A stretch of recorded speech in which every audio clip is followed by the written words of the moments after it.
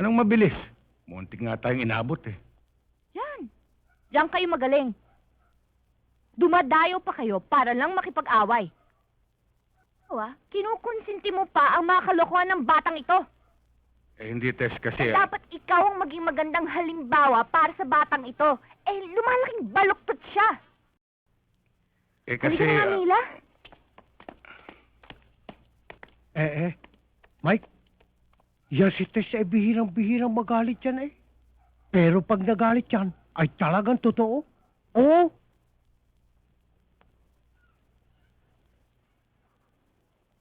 Relax ka lang, ate. Tsaka, huwag kang magmadali.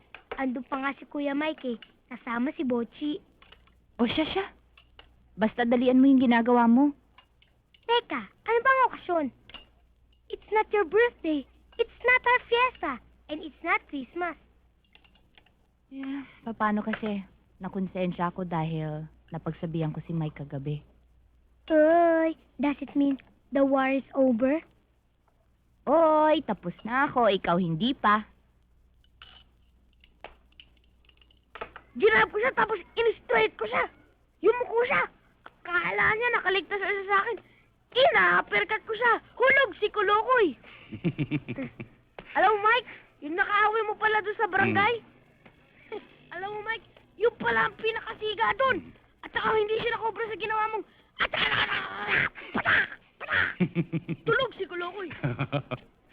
Alam mo, Mike, buti na lang nag-ensayo tayo. Kung hindi, tayong dalawa naging Kulokoy. Malamang.